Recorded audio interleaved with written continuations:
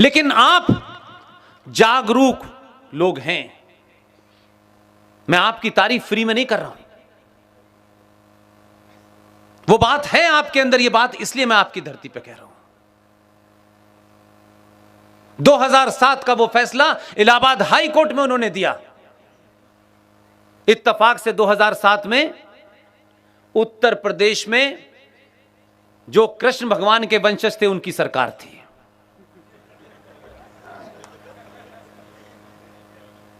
यह बात अलग है कि सत्ता ने उन्हें कहा कि हम कृष्ण जी की संतान नहीं है, हम तो मुलायम सिंह की संतान है। यादवों से खुलेआम कहता हूं मैं, तुम तय करो कि तुम लालू की संतान हो, मुलायम की संतान हो, या भगवान कृष्ण की संतान हो। वो फैसला फाइल में दबा रहा। लेकिन आप और आपके क्षेत्र का एक अलग मिजाज है। आपके हाई कोर्ट की जो बेंच है जबलपुर की, उसमें दो महान आदमी बैठे हुए थे।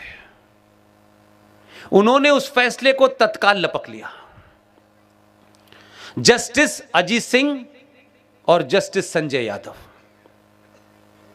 और उस फैसले की सुनवाई की।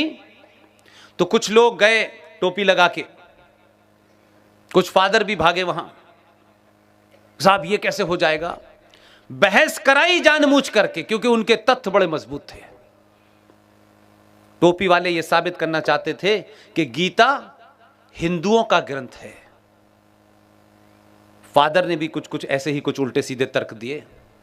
दोनों को पूरा टाइम दिया कि आप साबित करें कि गीता का हिंदुओं के मजहब से, धर्म से, फेथ से कोई लेना देना है। साबित नहीं कर पाए। दोनों जजों ने फैसला दिया कि गीता भारत का राष्ट्रीय ग्रंथ है। लेकिन सिर्फ इतना ही फर्क है कि उत्तर प्रदेश में कृष्ण भगवान के वंशजों की सरकार थी और आपके यहां शिवाजी की सरकार थी। आपके मुख्यमंत्री ने जैसे ही फैसला आया, तत्काल तौर पर गीता के सार को क्लास 9 में और 10th में कंपलसरी कर दिया। यह 2011 की बात बता रहा हूं। लेकिन एक डॉक्टर साहब जो 14 में दिल्ली आए, उन्होंने सारा अध्ययन किया। श्रीवास्तव साहब से जब जब पैर छूता हूं तो मैंने कहा, डॉक्टर साहब को आपने बता दिया? बोले सब कागज दे आया हूं मैं। इसलिए खामोशी से काम कैसे होते हैं, इसका असर देखिए। 2015 में जब थोड़ा उथल पुथल ठीक हो गई, राष्ट्रपति भवन गए। राष्ट्रपति भवन में जाकर के राष्ट्रपति से पूछा, पहली बार राष्ट्रपति से कोई प्रधानमंत्री इस तरह बात कर रहा था। राष्ट्रपति से पूछा कि भारत की पहचान के रूप में आप विदेशी नेताओं को, विदेशी शासनाध्यक्षों को क्या देते हैं? प्रणब मुखर्जी का पाला पहली बार पड़ा था।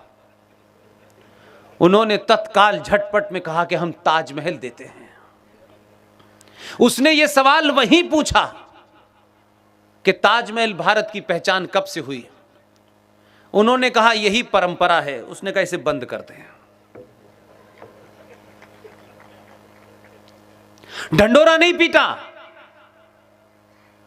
दुनिया के सबसे बेहतरीन पब्लिशर्स को बुलाया। पहले होमवर्क करता है वो पूरा, और जब टीचर के पास जाता है तो पूरे जवाब लेके जाता है। जैसे ही इन्होंने कहा कि ये नहीं, आज से गीता जो है भारत का राष्ट्रीय ग्रंथ होगी, जितने भी विदेशी मेहमान आएंगे उन्हें गीता दी जाएगी, और राष्ट्रपति भवन में हर भाषा में, दुनिया की हर भाषा में गीता राष्ट्रपति भवन में छपवा के रखवा दी। 2015 से लगातार विदेशी मेहमानों को गीता उन्हीं की भाषा में बांट रहा है। हमें आदत है किताबें खरीद के ड्राइंग रूम में रखने की, ताकि समाज में ये दबदबा रहे कि ये बहुत पढ़ते हैं। उसने क्या किया? विदेशी लोग, उनको यह बीमारी नहीं है, वो दिखाने के लिए नहीं जीते कि कोई हमारे बारे में क्या कहेगा, इसलिए उनके यहां संकट नहीं होता। जितने विदेशी मेहमानों को दी, उसमें से 72 देशों के राष्ट्राध्यक्षों के ऑफिस में गीता रखी हुई है। ताली बजाने की यह बात नहीं है, आपने दी है तो कहीं तो रखेंगे। उन्होंने गीता ली और गीता पढ़ ली और गीता समझ गए क्या है। भारत और पाकिस्तान के बीच में कोई स्ट्राइक हुई, उस स्ट्राइक में भारत का एक जाबाज अभिनंदन नाम का सिपाही उधर की तरफ रह गया, उधर इस्लामिक रिपब्लिक ऑफ पाकिस्तान में। उस वक्त की चर्चाएं आप पाकिस्तान की सुने तो आपको चुटकुले सुनने की जरूरत नहीं होगी। उसको मैंने तो 12 साल काम किया है, तो मैं उनकी नस नस जानता हूं, मुझे पता है। जब उसे पकड़ा तो कहा कि इसको रोक लो और भारत से बार्गेन करो कश्मीर के ऊपर। अभिनंदन को पकड़ के ये वाला कश्मीर लेना चाहते थे। मैंने उस वक्त भी वॉइस ऑफ अमेरिका का एक प्रोग्राम मुझे करना होता था, तब भी मैंने यही कहा। मैंने कहा पाकिस्तान या तो दिवालिया हो गया है, उसे याद है कि नहीं हमारा तो गलती से उधर चला गया है। हमने तो 93,000 पाकिस्तानियों को 2 महीने उठक बैठक कराई है, तब भी हमने कश्मीर वापस नहीं लिया और इज्जत से छोड़ दिया। और जब पाकिस्तान की पार्लियामेंट के सीन आपने देखे कि नहीं देखे, सच बताइएगा, देखे आपने? पाकिस्तान की पार्लियामेंट में अपोजिशन लीडर कह रहा है कि अभिनंदन को जब हमने पकड़ा तो हमारा आर्मी चीफ, उसके माथे पे पसीना आ रहा था और वो कह रहा था कि खुदा के वास्ते हमारा साथ दीजिए, इसे छोड़ दीजिए, 9 बजे तक छोड़ दीजिए, भारत हमला करने वाला है। ये उनके पार्लियामेंट में बयान था। मैं उस वक्त भी यही कह रहा था कि ये अभिनंदन को छुएंगे भी नहीं, क्योंकि चचा का फोन आ गया था। अंकल ने कहा इसे छोड़ दो। गीता मैंने भी पढ़ ली और पढ़ने वाला बांट रहा है, ये कुछ और करने वाला है। तब ये राज खुला कि भारत की मिसाइल लग चुकी थी।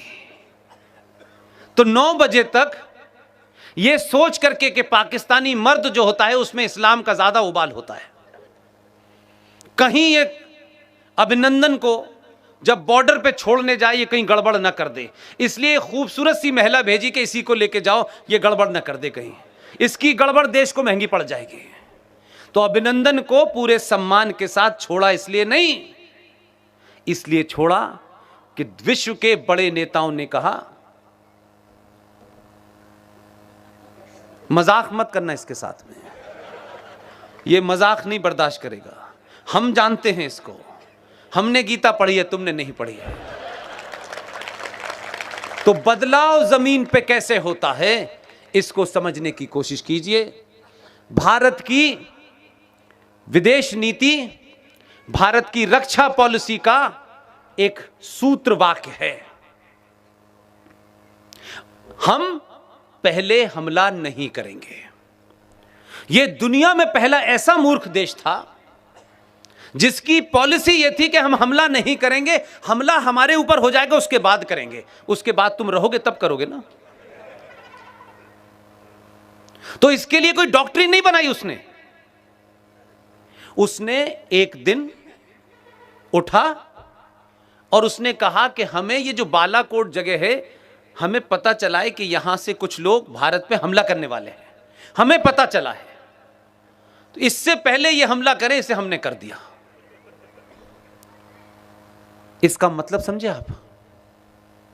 पाकिस्तान समझ में आ गया पाकिस्तान को। उन्होंने कहा कि ये जो आए थे शांति के कबूतर उड़ा रहे थे गुलाब का फूल लगा करके, इन्होंने ये जो योजना बनाई थी कि भारत किसी पे हमला नहीं करेगा, उसने एक ही घटना में भारत की फॉरेन पॉलिसी बदल दी है। भारत का जो राष्ट्रीय खेल है उसका सूत्रवाक्य पता है क्या है आपको? राष्ट्रीय खेल तो पता है ना क्या है? हॉकी। हॉकी का सूत्रवाक्य क्या है? मैंने हॉकी खेली है इसलिए थोड़ा मुझे आइडिया है। हॉकी का सूत्रवाक्य है attack is the best defence. लेकिन भारत की राष्ट्रीय नीति यह थी कि हम हमला नहीं करेंगे। उसने एक ही हमले में भारत की विदेश नीति और रक्षा पॉलिसी को बदला। उसने कहा नहीं, हमें जब भी पता चलेगा कि कसब कहां से चला है, हम घर में ही मार देंगे उसको।